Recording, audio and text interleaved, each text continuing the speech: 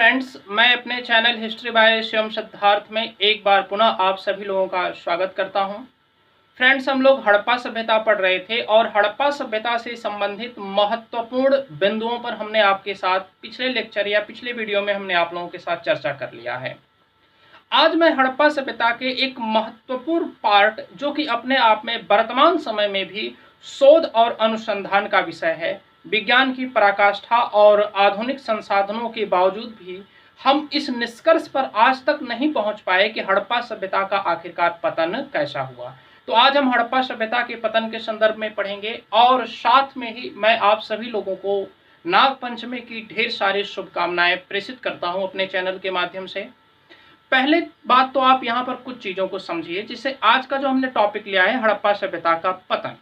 चूँकि मैंने पहले भी बताया था कि मैं ऑफलाइन कक्षाएं इलाहाबाद में लेता रहा हूँ। इलाहाबाद हुआ चाहे लखनऊ चाहे कानपुर, मैं अक्सर जाता रहता हूँ, बनारस भी मैं जाता रहता हूँ।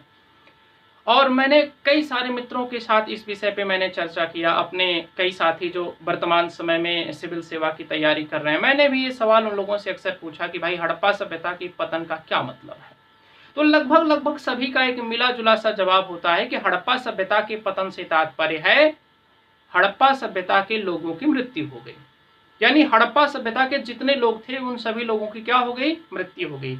यह मत पूरी तरीके से गलत है। यदि आपके भी दिमाग में इस प्रकार का यह उत्तर आ रहा होगा कि हड़प्पा सभ्यता की पतन से तात्पर्य है सभ्यता के लोगों का अंत, यह संभव नहीं है। क्या आपको लग रहा है कि इतने व्यापक पैमाने पर जिसकी जनसंख्या रही हो, जिसका क्षेत्रफल 12,99,600 वर्ग किलोमीटर था, इतने व्यापक क्षेत्र में सभी लोगों की मृत्यु हो गई हो? यह संभव नहीं है। तो आज हम इसी टॉपिक पे ऊपर आपके साथ चर्चा करेंगे।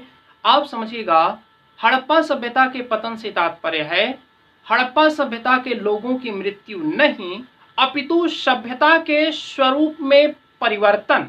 जैसे हमने हड़प्पा सभ्यता के 3 चरण आपको बताए थे, प्राक हड़प्पा सभ्यता, परिपक्व हड़प्पा सभ्यता और क्या हड़प्पा बाद। हमने 3 चरण बताए थे। पहले चरण में हमने बताया कि सभ्यता का स्वरूप कैसा था? ग्रामीण था। दूसरे चरण तक आते आते हड़प्पा वासियों ने विकास किया, जिसके फलस्वरूप सभ्यता किस अवस्था में पहुंच गई? नगरीय अवस्था में पहुंच गई। यहां तक कहानी क्लियर है और यही वो महत्वपूर्ण पार्ट था जिसको परिपक्व हड़प्पा सभ्यता या हड़प्पा सभ्यता या सिंधु घाटी की सभ्यता कहा जाता है। अब तीसरा चरण आता है हड़प्पा बाद। हड़प्पा बाद को ही कहा जाता है हड़प्पा सभ्यता का पतन। एक बात समझिए, हड़प्पा सभ्यता के पतन से तात्पर्य नहीं है कि सभ्यता के लोगों की मृत्यु, अपितु हड़प्पा सभ्यता के पतन से तात्पर्य है सभ्यता के स्वरूप में परिवर्तन। यहाँ पर हमने कुछ विद्वान और उनके द्वारा जो मत दिए गए, उनके द्वारा जो तर्क दिए गए, उन तर्कों की हम बात कर लेते हैं आपके साथ। यहाँ पे पहला मत है जॉन मार्शल मैके SR राव। इन्होंने तर्क दिया कि हड़प्पा सभ्यता का पतन बाढ़ द्वारा हुआ।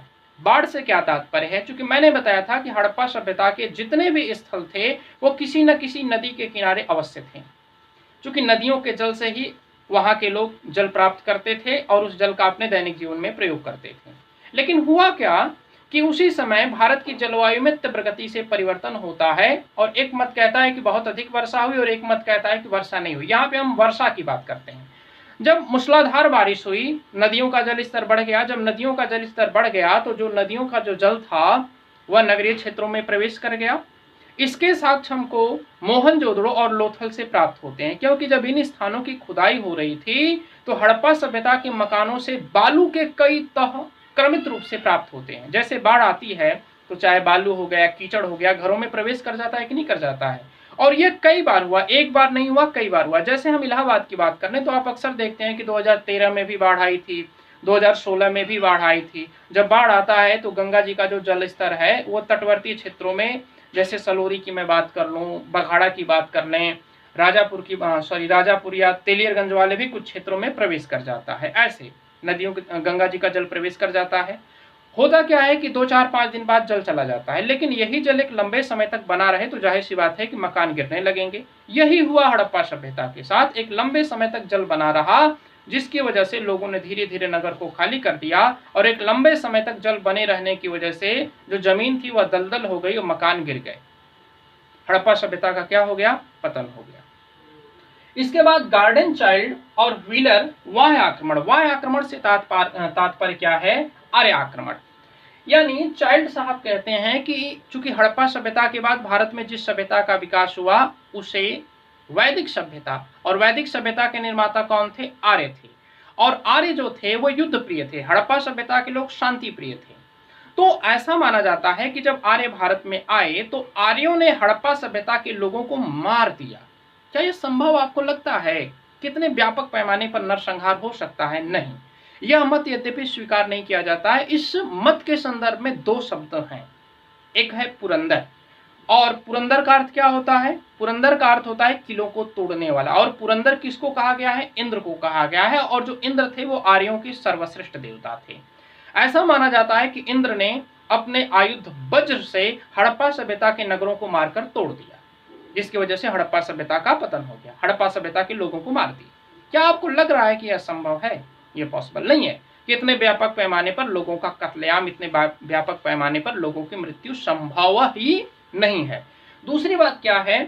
एक शब्द है हरियूपिया, उस शब्द का प्रयोग आता है, और हरियूपिया का संबंध जो जोड़ा जाता है वह हड़प्पा से जोड़ा जाता है। इन दोनों शब्दों के आधार पर यह निष्कर्ष निकाला जाता है कि आर्यों ने हड़प्पा सभ्यता का अंत कर दिया, चूंकि यह स्वीकार्य मत नहीं है। इसके बाद आर.एल. स्टीन और ए.एन. घोष साहब ने कहा जलवायु परिवर्तन। जलवायु परिवर्तन से क्या तात्पर्य है? इनका मत है कि चूंकि हुआ क्या कि भारत की जलवायु में तीव्र गति से परिवर्तन हुआ। जब तीव्र गति से परिवर्तन हुआ तो सूखे की स्थिति आ गई। जब सूखे की स्थिति आई तो नदियों का जल सूख गया। जब नदियों का जल सूख गया तो नदियों के जल से ही ये लोग अपने जीवन को चलाते थे, जल प्राप्त करते थे। अब जल ही नहीं तो जल के बिना जीवन की कल्पना की ही नहीं जा सकती। यानी कहने का मतलब यह है कि नदियों का जब जल सूख गया, लोगों ने हड़प्पा सभ्यता के नगर को क्या कर दिया? खाली कर दिया। इसके बाद आर.एम. साहनी, इन्होंने कहा भूतात्विक हलचल। चूंकि जो हड़प्पा सभ्यता का आप क्षेत्रीय विस्तार देख रहे हैं वो हिमालय के वाले क्षेत्रों में है, और आज भी यह क्षेत्र भूकंपीय मेखला में आता है, भारत की भूकंपीय मेखला में आता है। आर.एम. साहनी साहब कहेंगे कि यहीं पर तीव्र गति का भूकंप आया। जब भूकंप आता है तो जाहिर सी बात है कि नगर तहस नहस हो जाते हैं। तो तीव्र गति के भूकंप के फलस्वरूप हड़प्पा सभ्यता के नगर तहस नहस हो गए। नगर क्या हो गए? बर्बाद हो गए। डी.डी. कौशाम्बी साहब कहते हैं कि आग के द्वारा। ऐसा लगता है कि हड़प्पा सभ्यता के नगरों में आग लग गई। क्या आपको ऐसा लगता है कि आग इतनी व्यापक हो सकती है, इतनी भयानक हो सकती है? यानी कुल मिलाकर ये जितने भी तर्क हैं सब लोग अपने शोध और अनुसंधान के रूप में देते हैं, लेकिन अभी कोई निष्कर्ष के तौर पे कोई विशेष मत को स्वीकार नहीं किया गया। इसी में एक आते हैं कौन? जॉन मार्शल साहब दोबारा एक मत देंगे जो कि कहते हैं कि प्रशासनिक शिथिलता। यह मत थोड़ा सा स्वीकार्य है। प्रशासनिक शिथिलता से तात्पर्य है व्यापार वाणिज्य में पतन। चूंकि मैंने बताया था हड़प्पा सभ्यता के लोग व्यापारी थे और व्यापार ही इनके अर्थव्यवस्था का प्रमुख स्रोत था, यानी इनके आजीविका का साधन था। जब व्यक्ति की आजीविका का साधन ही समाप्त हो जाएगा तो व्यक्ति स्वतः ही मर जाएगा। यही हुआ हड़प्पा सभ्यता के साथ। जब हड़प्पा सभ्यता अपने उत्तम अवस्था में थी तो व्यापार वाणिज्य, मैंने बताया था व्यापार वाणिज्य आंतरिक भी होता था, बाह्य भी होता था, खूब व्यापार करते थे, खूब पैसा कमाते थे। लेकिन व्यापार वाणिज्य ही पतन हो गया, जिसके फलस्वरूप हड़प्पा सभ्यता का क्या हो गया? अंत हो गया। तो ये हड़प्पा सभ्यता के अंत के संदर्भ में जितने भी संभावित मत थे हमने उन पर चर्चा कर लिया।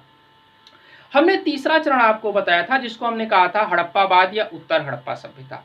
उत्तर हड़प्पा सभ्यता को ही कहा जाता है ताम्रपाषाण काल, जिसको हमने पीछे आपको क्या कर दिया है? पढ़ा दिया है। और ताम्रपाषाणिक संस्कृतियों के संदर्भ में हमने बताया था कि ये ताम्रपाषाणिक संस्कृतियां कैसी थी? ग्रामीण थी। यानी इस प्रकार से आपका पूरा का पूरा हड़प्पा सभ्यता का जो टॉपिक होता है वह क्या हो गया? समाप्त हो गया। हमने हर एक बिंदु पर आप लोगों के साथ बहुत ही विस्तृत चर्चा किया है, और आप हमारी प्लेलिस्ट में जाकर, इस चैनल की प्लेलिस्ट में जाकर हड़प्पा सभ्यता से संबंधित मुझे लग रहा है कि 10-11 पार्टों में हमने बनाया है। आप वहां पर देख सकते हैं चीज़ों को, जो कि आपके लिए बहुत ही महत्वपूर्ण साबित हो सकता है।